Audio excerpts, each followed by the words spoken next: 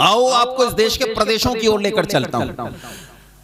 ये मुझे आप लोगों से उत्तर चाहिए इस बार, केवल मैं नहीं बोलूंगा, मैं आप लोगों से उत्तर चाहता हूं। उत्तर जरूर देना। मुझे ये बताओ, जम्मू कश्मीर आज हमारे नियंत्रण में है या नहीं? हाँ या ना बोलो।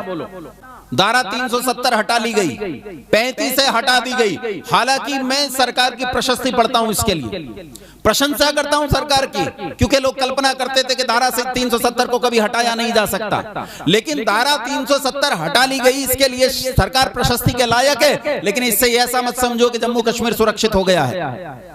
आज भी 1 लाख से ज्यादा की सेना कश्मीर में पड़ी हुई है, और तब भी स्थिति है। पिछले दिनों बीजेपी के एक सांसद हैं, जितेंद्र सिंह नाम है उनका, जितेंद्र सिंह ने संसद में ही खड़े होकर कहा था कि 6000 हिंदू कर्मचारी अपने काम पर नहीं लौट सकते, उन्हें देखते ही गोली मार दी जाती है।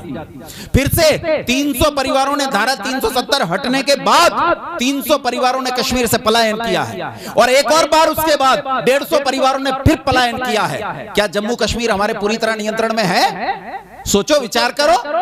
महाराष्ट्र में देशभक्त लोग रहते हैं, लेकिन उन्हीं देशभक्तों की बगल में ऐसे लोग रहते हैं जो कहते हैं महाराष्ट्र मराठों का, उत्तर भारतीयों का महाराष्ट्र में कोई काम नहीं है। बोलो, कहते हैं कि नहीं कहते? बिहार के, उत्तर प्रदेश के, दिल्ली के और हरियाणा के लोगों को किस तरह उनके घरों में घुसकर मारा गया, उनके घर जला दिए गए, उनके प्रतिष्ठानों को आग लगा दी गई। केरल में आज 3 लोग रहते हैं, या तो मुसलमान रहते हैं, या ईसाई, या तो वामपंथी रहते हैं, इनके अलावा कोई नहीं रहता। कोई नहीं रहता। केरल तुम्हारे नियंत्रण में नहीं है। बंगाल भारत की हर गतिविधि के विरुद्ध काम करता है। हिंदुओं को अपने जलसे और जुलूस निकालने का अधिकार नहीं है, धारदार हथियारों से काट दिया जाता है। पूर्वोत्तर का क्षेत्र, असम, त्रिपुरा, मिजोरम, नागालैंड, अरुणाचल प्रदेश, उनकी परिस्थिति यह है बंधुओं कि नागालैंड में 8% हिंदू रहते हैं, मेघालय में 9% हिंदू रहते हैं, मिजोरम में केवल 2% हिंदू रहते हैं। एक भी राज्य ऐसा नहीं है जिसमें 10% से ज्यादा हिंदू रहते हैं। तब तुम क्या करो? आज ही अभी जब मैं यहाँ मंच पर बैठा, मंच पर बैठने से लगभग पौना घंटा पहले मेरे पास फोन आया असम से एक महिला बोल रही थी।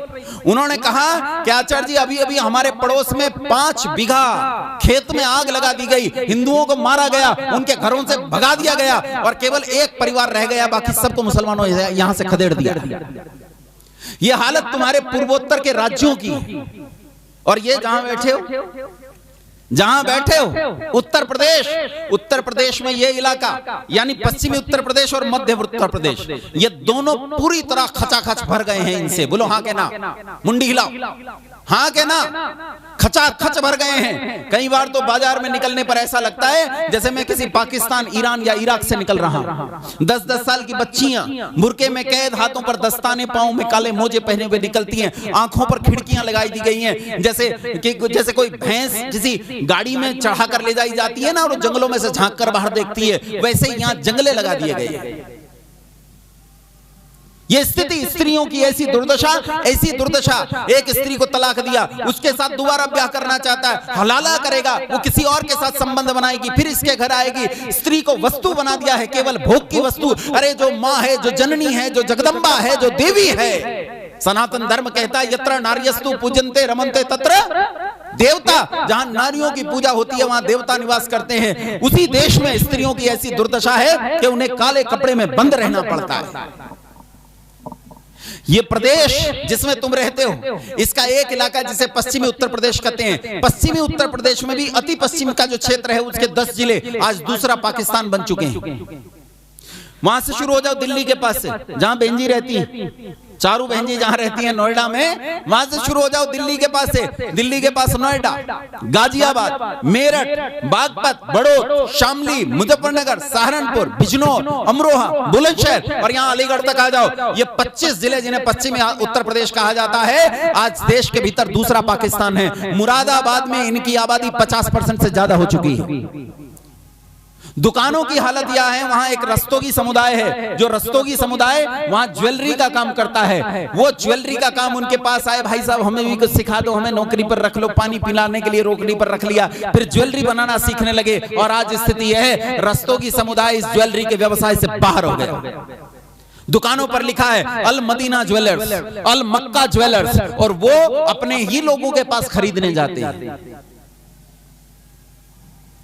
ये पश्चिमी उत्तर प्रदेश की हालत है। मैंने 2013 का दंगा बताया, मुजफ्फरनगर में, सहारनपुर, बिजनौर, इनमें आम है दंगा हो जाना, आम है। मध्य उत्तर प्रदेश से इससे ज्यादा दूर नहीं है, और पूर्वी उत्तर प्रदेश में भी मऊ जैसे जिले हैं जिनमें जाकर देखोगे तो आप सिहर उठोगे। आपने अभी देखा नहीं है उत्तर प्रदेश को। ऐसा ये पूरा देश, इसके प्रदेशों की हालत हो गई है। ये तो मैंने आपको देश के भीतर की स्थितियां दिखाई, और देश की सीमाएं दिखाता हूं। बस मित्र या शत्रु कहना, मैं प्रश्न पूछूंगा, बस मित्र या शत्रु कहना। ये बताओ, हमारे बगल में जो देश बचे हुए हैं उनके बारे में पूछ रहा हूं। पाकिस्तान मित्र या शत्रु? अरे बोल पड़ो। अफगानिस्तान बोलो, चाइना, बांग्लादेश, और सुनो, नेपाल भी आज चीन की भाषा बोलने लगा। चीन वहां इंफ्रास्ट्रक्चर को डेवलप कर रहा है। चीन ने वहां अपनी कम्युनिज्म की विचारधारा को बढ़ा दिया है, और आज चीन में एक, माफ करना, नेपाल में एक ऐसा जनमानस तैयार हो गया है जो चीन की भाषा बोलने लगा है। सब नहीं है, नेपाल में अभी भी अल्पसंख्यक वर्ग ऐसा है जो भारत के संबंध में सहानुभूति पूर्वक विचार करता है। अभी नेपाल में ऐसे लोग हैं जो हिंदू धर्म को अपने कंठ का हार समझते हैं और उसी तरह गले से लगाए हुए हैं। नेपाल एक संभ्रांत और अच्छा देश है, वो आज भी अच्छा है, लेकिन यदि इस पर काम नहीं किया गया तो ये ज्यादा दिन अच्छा रहने वाला। श्रीलंका आपसे लिट्टे नामक आतंकवाद के कारण विरोधी है, वो तो भूखमरी के कगार पर है, इसलिए पैसों के लालच में तुम्हारे साथ बात कर रहा है। मालदीव नाम का एक छोटा सा देश है जिसमें 5 लाख लोग रहते हैं केवल। मालदीव टापू है। उस टापू में संविधान में नियम है कि मुसलमान के अतिरिक्त वहां का कोई नागरिक नहीं हो सकता। और अभी अभी पिछले दिनों, कितने दिन हुए हमारा चुनाव हुए, मेरे ख्याल से 1 महीना पहले जो राष्ट्रपति बना है, उस राष्ट्रपति ने कहा है भारत ने जितना इन्वेस्टमेंट किया है, अपनी सेना और इन्वेस्टमेंट लेके यहां से निकलो। और तुर्की के साथ पहली मीटिंग, आज जब मैं और आप यहां चर्चा कर रहे हैं, इस समय वो मालदीव का राष्ट्रपति तुर्की में बैठा है, तुर्की के खलीफा के साथ बात कर रहा है। तुर्की वो है जो दुनिया के सारे मुसलमानों का खलीफा होने का दावा ठोकता है। अब तुम ये सोचो कि तुम सुरक्षित कहां से हो? तुम अपने समाज में सुरक्षित नहीं हो, तुम अपने प्रदेशों में, मेरी ओर ध्यान दो, तुम अपने समाज में सुरक्षित नहीं हो, तुम अपने प्रदेशों में सुरक्षित नहीं हो, और तुम्हारी सीमाएं सुरक्षित नहीं है। कैसे करोगे इस देश की रक्षा? सोचो, कैसे करोगे इस देश की रक्षा? अच्छा, कौन करेगा? क्या ये 107 करोड़ हिंदू इस देश की रक्षा करेगा? अच्छा, करनी चाहिए कि नहीं? अरे हाँ ना बोल पड़ो, करनी चाहिए कि नहीं? क्या 107 करोड़ लोग इस देश की रक्षा करने के लिए खड़े होंगे, तैयार होंगे? मित्रों, बंधुओं, ये तो अपने ही भाई को अपना भाई मानने के लिए तैयार नहीं, उसे दलित कहकर दुत्कार देता है। अपने ही भाई को अपनी चारपाई पर बैठने नहीं देता, अपनी रसोई में खाना खाने नहीं देता, अपने बर्तनों में भोजन नहीं देता, अपने मंदिरों में घुसने नहीं देता, उसे दलित कहकर दुत्कारता है। और यही भाई जब कल मुसलमान बनकर सिर पर तुर्की टोपी रखकर आता है तो कहता मुल्ला जी नमस्ते, आओ सिराने बैठो। जब तक अपना था तब तक गले से नहीं लगाया, और जब अपना नहीं रहा तब सिराने बिठाता।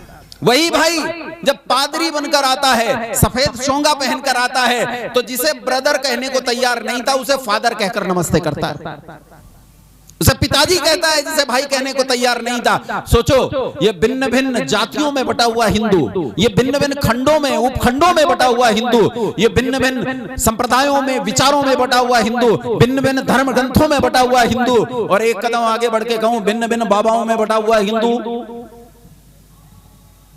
क्या ये इस राष्ट्र की रक्षा कर पाने की स्थिति में आज है? बंधुओं, कैसे होगी इस राष्ट्र की रक्षा? ये विचारणीय विषय है।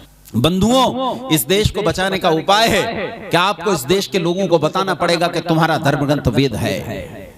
हमारी केवल एक जाति है और उस जाति का नाम आर्य जाति है। हमारा एक धर्मग्रंथ है वेद, हमारा एक ईश्वर है ओम, हमारी एक भाषा है, हमारा एक भाव है, हमारा एक देश है। लद्दाख से लेकर कन्याकुमारी और कच्छ से लेकर कच्छार तक चारों बिंदुओं के बीच में यह बचा हुआ भूभाग, यह हमारा राष्ट्र, इसका 1 इंच हम नहीं जाने देंगे। 1-1 इंच के लिए कट मरेंगे, लड़ मरेंगे, लेकिन 1 इंच जाने नहीं देंगे। बोलो होना चाहिए कि नहीं? बोलो होना चाहिए कि नहीं? दुनिया में हजारों मतों का विरोध करने वाला दयानंद संसार में किसी से नहीं डरा, वो अकेला था। आज मैं तो असंख्यों की संख्या में हूं, तब माता जी मैं किस लिए डर जाऊं? मैं नहीं डरता, मुझे नहीं डर लगता है, लेकिन यह पक्की बात है, यह सच बात है कि हम सबको इसके लिए मिलकर पुरुषार्थ करना पड़ेगा। ये अकेले का काम नहीं है, ये इन 107 करोड़ का साझा काम है। बोलो हाँ के ना, बोलो हाँ के ना। अच्छा ये बताओ, अगर कोई मुहिम चलाई जाए तो उसमें सहयोग करोगे कि नहीं करोगे? बोलो करोगे कि नहीं करोगे? मैं एक मुहिम पर काम कर रहा हूँ, एक शिक्षा की एक मुहिम है जिस पर मैं काम कर रहा हूँ, और मैं आपसे एक चीज कहता हूँ, लड़ने को नहीं कहता, घबरा मत जाना कि ये आदमी तो मरवा देगा, ये तो ठीक नहीं, आतंकवादी है, तो डरने की जरूरत नहीं है। मैं तुमसे केवल इतना कहता हूं, यदि किसी दिन मेरे छात्र और मैं तुम्हें कहीं लड़ते दिखाई दे, तुम्हें किसी मीडिया में किसी स्थान पर कहीं से सूचना मिले, किसी इलेक्ट्रॉनिक मीडिया, किसी प्रिंट मीडिया, किसी सोशल मीडिया से तुम्हें सूचना मिले कि वो व्यक्ति और उसके छात्र कहीं लड़ रहे हैं, कहीं पिट रहे हैं, तो तुम्हें हमारे साथ आकर पिटने, मरने और लड़ने की जरूरत नहीं है। तुम जहां खड़े हो वहां खड़े होकर किसी पान के खोखे पर, किसी परचून की दुकान पर, किसी सड़क पर, किसी खेत में, किसी घेर में, किसी घर में, किसी स्कूल में, किसी परिसर में, तुम जहां खड़े हो वहां खड़े होकर कहना कि ये आदमी जो लड़ रहा है, ये मेरी लड़ाई लड़ रहा है, ये मेरी लड़ाई है, मैं इसके साथ खड़ा हूं, मैं इसके साथ हूं और मैं इसका साथ नहीं छोड़ूंगा। इतना कर दो कि तुम लड़ाई लड़ लेंगे। बोलो लड़नी चाहिए लड़ाई, बोलो लड़नी चाहिए लड़ाई, मिलकर इस लड़ाई को लड़ें। केवल चर्चाएं करने से काम नहीं होगा बंधुओं, बढ़कर काम करना होगा।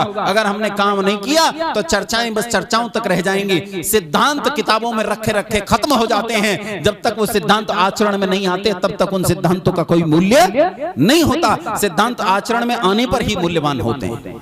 100 से अधिक देशों में देखा जाने वाला, सर्वाधिक लोकप्रिय और सबसे अधिक फॉलोअर्स के साथ पूरी दुनिया में आर्य समाज के विचारों का प्रचार करने वाला एकमात्र चैनल वैदिक प्रचार।